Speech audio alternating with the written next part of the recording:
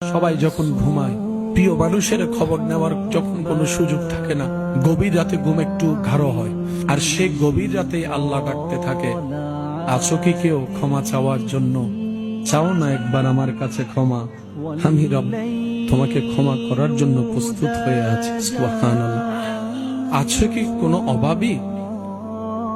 চাও একবার বলো আমাকে, আমি জ্ঞানী, তোমার অভাব দূর করে দিতে রাজি আছি।